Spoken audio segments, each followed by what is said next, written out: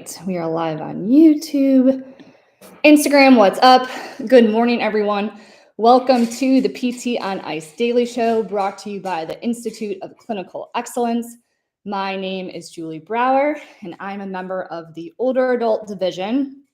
So today is the best day of the week. It is Jerry on Ice Day, where we wrap on all things older adults. So first and foremost, catch you guys up on what is coming up in terms of online and live courses. Online, our next course is August 17th. So that's our 8-week online course, August 17th. In terms of live courses, August, we are all over the place. We are in Nashville, Tennessee, Rockville, Maryland, Great Falls, Montana, and Greenville, South Carolina. So if you have any interest in catching us in the fall, starting in August, go ahead, check out ptnice.com, get signed up. And as always, message one of us with any questions you have about any of our courses, and we'll be happy to jam with you on that. Okay, so our topic today is going to be all about maximizing efficiency as a home health clinician. So there are many ways to maximize our efficiency inside of our visit and outside of our visit. So inside of our visit would be just how we structure our session, and then everything else is outside of the visit. So between the PT on Ice Daily Show and our MMOA community podcast going forward, I'm going to start wrapping on a lot of these topics. So consider today just like part one. And what we're going to hit on today is how to leverage our drive time to maximize our efficiency. So why do we need to talk about efficiency? Well, home health pay is incredibly ambiguous. And with the economic climate that we're in right now, with inflation, with how crazy gas prices are, there are likely home health Medicare cuts coming down the pipeline. We need to start closely watching our financials. So in order to do that, we have to first get our data. So you all in the ICE crew, you know the importance of gathering your data first. So I highly suggest all of you time track your days meticulously and crunch the numbers. You're going to learn a lot. So not only are you going to figure out what your actual average hourly rate is, you're going to learn where you can cut, where your lost time is, where you can lean things out to put more money in your pocket in less time. And for me and for a lot of you all, we know that time equals freedom, right? The more time I have at the end of my day that I'm not doing my clinical job, that is more time I have to do the things I love with the people I love. The awesome thing about this is that we can lean out, we can cut without compromising patient care quality. And in fact, you can actually enhance your patient care. So that right there is a total double win. When we talk about home health care pay ambiguity, what are we talking about? So to give you an example, I am not salary. I am not hourly. I am paid per point. I was hired on at a target point range, but it's not guaranteed. So 1 point is equal to a regular patient visit. So you can think of this as a patient treat. And then 1 point is also equal to a reassessment, and you can think of that as a progress note. And to keep it totally real and transparent here, because I think in our profession, pay transparency needs to be more prevalent, I am paid $63 per point. So for several weeks, I did exactly what I just told you all to do. I meticulously tracked my time and crunched my numbers. And I tracked every single minute thing. My drive time, my patient care time, how long it took me to do my vitals assessment, any little breaks that I took, I'm tracking that. My documentation time, my admin time, literally everything. So what did I learn? So if we look at my numbers, I typically see 5 people per day. That's $63 if we're talking about all of these visits being regular visits at one point. That means I make $315 for my combined visit time that day. I was spending about 60 minutes with each of my patients, and on average, I drive 2 hours per day. So right now, we are at 7 hours of a workday so far. That is $45 per hour. Now, that does not include leftover documentation to do, and there is always some sort of leftover doc to do. That does not include sending, answering emails, care coordination. I never take a lunch. I'm just eating as I go. So it doesn't include that. Doesn't include the time it takes to schedule my patient. And none of that time is paid time. So that easily adds on another 45 to 60 minutes, easily. And I would say most home health clinicians are spending over 60 minutes to do all that work. So that brings my hourly rate down to about $40 per hour for an 8-hour day, if we're considering 60 minutes of extra admin time. Some of you are thinking like, hey, seeing 5 people a day and like making that hourly rate, and I don't have to be in a hospital or a clinic, and I have so much freedom, autonomy, that's amazing, right? Some of you are thinking $40 an hour. Yikes. That's not enough to support myself, or I don't believe that's a fair wage, or I need to get this work done in less amount of time, right? I have kids to pick up from school. I want to get to the gym before 5, whatever it is. You're going to be in one or two camps when you look at that hourly rate. If you are in the camp of, you know what, I don't believe that $40 per hour for an 8-hour day, I should be paid more. I'm bringing so much more value. I need more time in my day. What can we do? I'm more in the latter camp. So after I'm looking at my own numbers, I'm saying, all right, I got to figure a way out to lean things out. Where can I cut? And what we're going to talk about today is how to do this by leveraging your drive time. And we're going to hit on a couple of hacks here that I have figured out, which maybe probably most of you have not thought of as of yet. So drive time. I think one of the big things that makes home health so appealing to a lot of you is like, you know, hey, I get to drive, I get to listen to a podcast, I get to put my music on, I can sip my coffee in peace. I'm not sitting in a hospital surrounded by those white walls and hearing beeping. You know, it just feels like I'm out in the world. I get some sunshine coming in, I get to check out new areas around town if I'm looking to buy a home, whatever. Right? There's so many wonderful things about home health when it comes down to, you know, you're driving from patient to patient. You get that off time, that Zen time. And for many of you, that may be like the only quiet time you get in a day. So I totally understand if many of you are coming from that perspective. For me, and for many of you as well, that is like, I'm like, that's 2 hours of unpaid time. That's opportunity cost. Like, I'm in a constant state of like urgency. Like, I want to get this stuff done so I can get home as quickly as possible and be done with my work. I need to find a way to leverage this time. So, a kind of rogue way I'm going to suggest you guys go about this is gathering your subjective and planning your session on the phone with your patient as you're driving.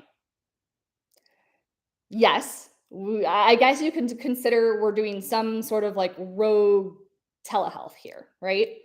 But it's not, right? We're not billing for this time. This isn't outpatient. You get paid the same amount of money, whether you walk in that door and you're there for 5 minutes or if you're there for 75 minutes, right? So, can we start to get that subjective and plan this out ahead of time? I mean, think about how much time is eaten up during your visit by your subjective, guys. Like when you start meticulously tracking your time, I want you all to have your timer out and see how long it takes you to get your subjective down before you actually do your PT stuff. Right? So you're catching up with a patient. Some of you are catching up over a couple days. Some of you are having to catch up with your patient over a series of a week or even weeks. If you home healthers out there only see patients the most part for reassessments. And, what is that? What has changed medically? Are there medication changes? Have you had any doctor's appointments, any trips, stumbles? Have you been compliant with your exercises? What's working, what's not? Usually a caregiver is taking up your time to air grievances, et cetera, all this stuff. You can easily lose 15 plus minutes here. That is significant, right? And not only is that decreasing your hourly rate, but more importantly, it's taking away the patient's times. Like, why do you think home health PT has a reputation from patients that we walk in the door, we talk to them, and they leave in 15 minutes? This is why, right?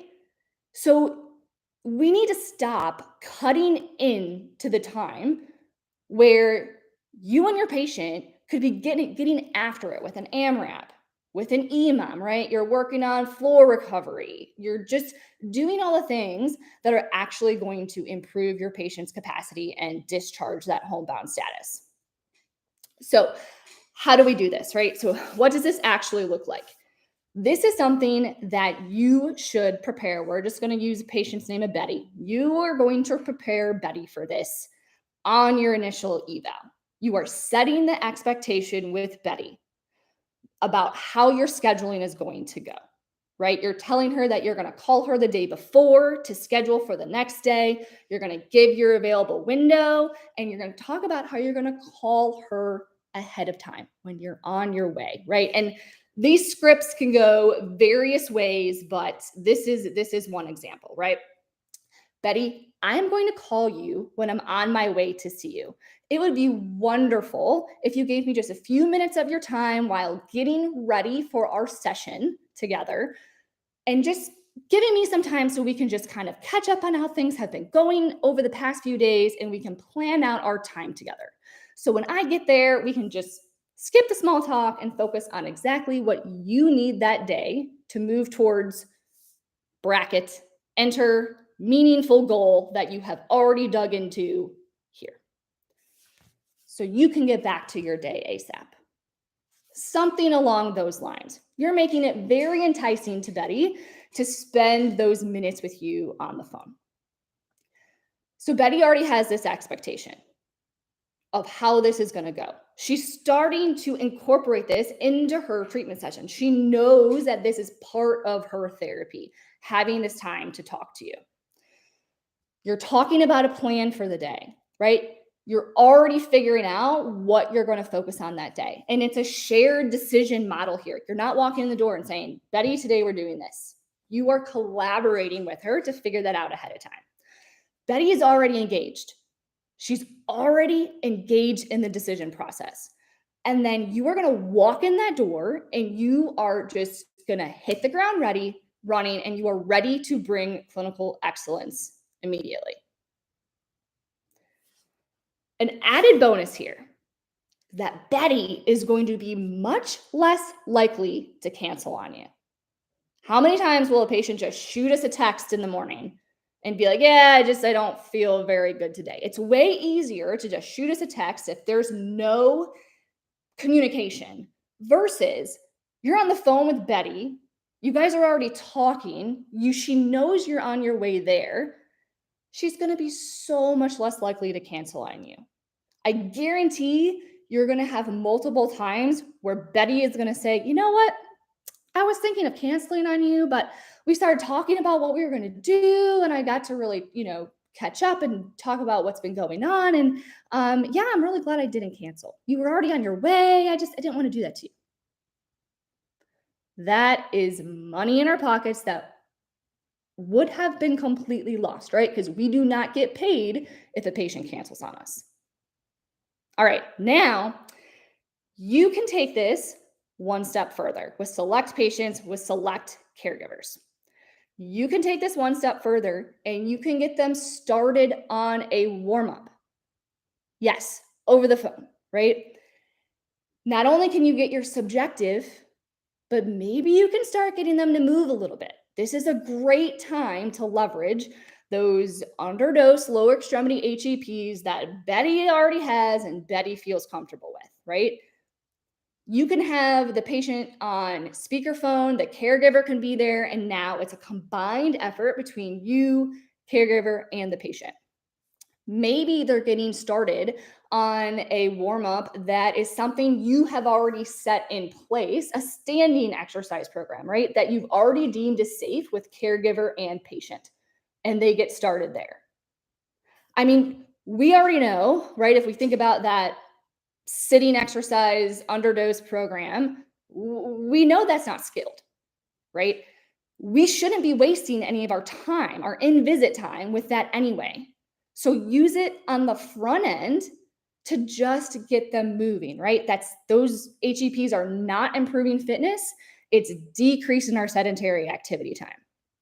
You're promoting collaboration, and then also you're promoting self-efficacy. You are showing patient and caregiver that they can initiate their physical activity and they don't have to wait on you. That is so massive, right? Our goal is that we are going to discharge homebound status. We want them out in the community, starting in community fitness or getting to outpatient. We need to improve their self-efficacy that they can take control of their own physical activity. Not only that, but a bonus is that they've already gotten a little jolt to their system, physically and cognitively, right? If we're sitting there and Betty is, all right, Betty, starting on her long arc quads, and she's talking to us about, yeah, my doctor changed my medication, yada, yada. I mean, we're already challenging Betty's system in a meaningful way. How many times do you walk in the door and Betty has been in her recliner for like 6 hours. She has not moved. She's been staring at the TV. She like basically brain dead. Her body has not moved. How difficult is for Betty to even do one sit to stand? How much rest does she need, right? Her system has not been moving for hours. So we can get Betty's brain and body working. So again, when we walk in the door, it is let's effing go, Betty, right? Let's get to work. All right, last point. Dictate your notes versus typing. You can dictate part of your notes while you're on the road. Red lights and sitting in traffic though, right? Like keep it safe. We're not trying to get anyone into accidents here. Why do we need to dictate our notes? Because our documentation becomes so much more efficient, insanely more efficient. Why? Because it is a robot that is taking in our voice. We cannot use our jargon and our long-winded phrases and this highbrow talk that we typically do when we type, that most of it doesn't matter anyway. Medicare does not care. When a robot is listening to us, we have to use clear, simple words. And part of the reason why it makes us more efficient is because we try and use our jargon, it screws it up, and then we have to go back and delete, and type in the right words. And that takes up a lot of time. So in order to avoid that headache, you start to document concisely and much simpler. You've probably heard from the ICE crew, the smarter the coach, the dumber they sound. This is incredibly true here. Start to play with dictating your notes. Your note is going to shrink dramatically and it's going to be much more concise. Okay. So after I started to implement all of these things, in addition to working on making my in-visit more efficient, which I will talk about on future podcasts, how to really attack that actual session and how to structure it, I cut my time down to 30 minutes per patient visit. 30. Remember, before I was in there for about an hour. That brought my hourly rate to $70 per hour. When I add in my admin time, which then has been cut down to about 45 minutes as opposed to 60 minutes because I'm having way less documentation to do, I am at $60 per hour. My hourly rate went from $40 an hour to $60 an hour. It's a 50% increase. That is significant. That is significant. And again, for me, that means I get to get home earlier. I get to switch gears and brainstorm podcasts to bring value to you all, things that I really, really, really love. It saves so much energy just from how exhausting clinical care is. It has made a massive impact on my quality of life from day to day. So, to recap, how to start to improve your efficiency outside of the visit, start to get your subjective on the telephone, start to plan out your session on the phone. You can take it one step further and start your patients up on some warm up so their system, their brain, their body is ready to go. When you walk in that door, it is 30 minutes of skilled excellence. And then thirdly, start to dictate your notes. All right, y'all. Hopefully that brings you guys some value and gives you some things to start playing with as you move forward for the rest of the week, working with your patients. As always, I would love to hear any comments you all have. If there's some other hacks that you guys have found out that has really maximized your efficiency, I'd love to hear them. Try this stuff out. Let me know how it goes. Have a wonderful rest of your Wednesday.